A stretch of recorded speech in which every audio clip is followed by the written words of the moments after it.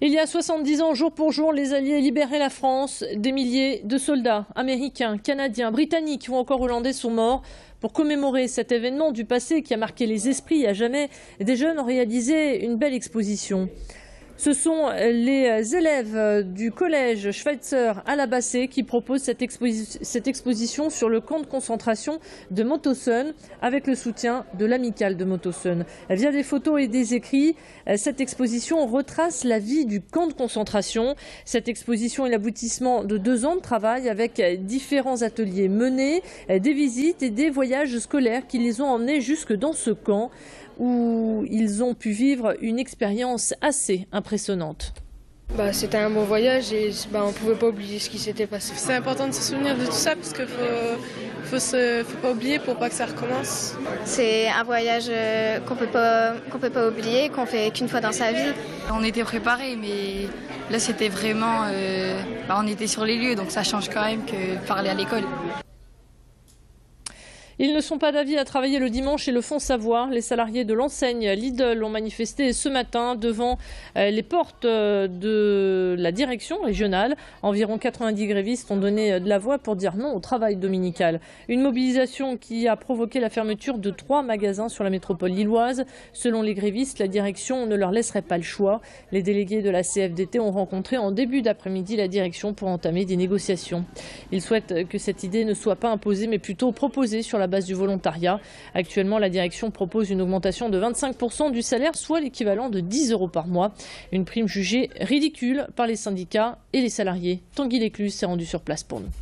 Si on nous ajoute le dimanche, c'est notre seul jour où il y a de la stabilité, où forcément c'est là où on est le plus organisé dans notre vie personnelle.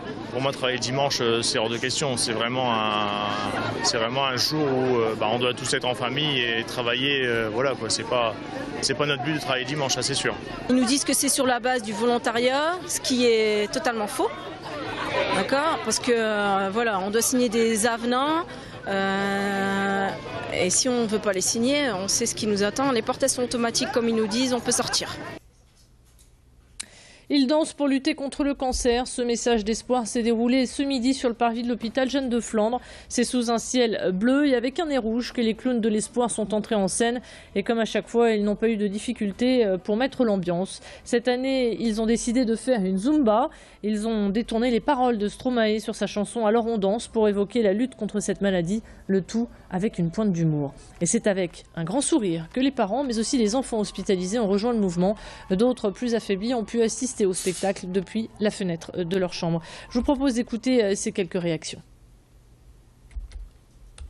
Je trouve ça génial pour les enfants qui sont hospitalisés, les enfants qui viennent en consultation régulièrement comme mon fils, ont besoin d'un peu d'animation comme ça pour se sentir mieux. J'ai de l'asthme, mais vraiment, des fois, je suis assez nerveux. Les autres enfants, c'est vraiment, ils sont contents. C'est notre deuxième maison. Et on s'y sent assez bien quand même si on n'aime pas trop revenir, mais il y a des personnes comme ça qui donnent un peu de gaieté, on va dire.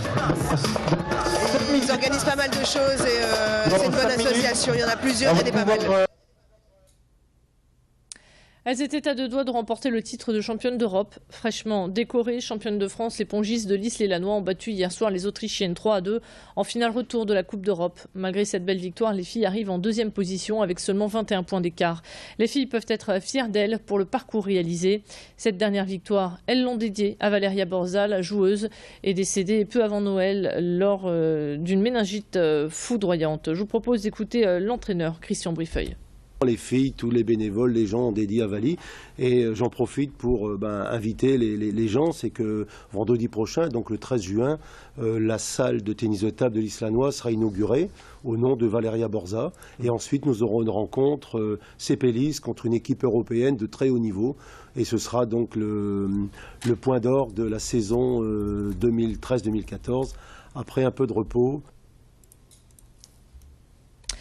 On referme cette édition avec la Croix du Nord qui consacre sa une à la ville Grande-Synthe qui vit le défi de l'écologie au quotidien. Dans cette ville du littoral, la biodiversité poursuit son développement. Un bel exemple de reconversion pour les villes dont le passé industriel est encore marqué. Le rédacteur en chef Thomas Levivier est venu nous en parler. Ça passe dans les cantines par du 100% bio, ça passe par dans les constructions publiques, les logements, ces fameuses normes BBC, bâtiments basse consommation, ou des bâtiments à très haute performance écologique, c'est-à-dire que ce sont des bâtiments qui parfois vont jusqu'à produire plus d'électricité qu'ils n'en consomment.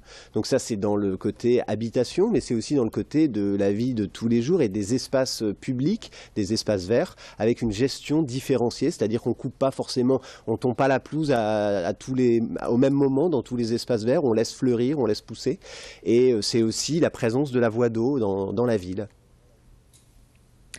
17h passées de 51 minutes, on marque une courte pause, on se retrouve dans un tout petit instant pour faire le point sur vos prévisions météo. On s'arrêtera également du côté des routes car vous êtes nombreux à prendre le volant à cette heure-ci. A tout de suite.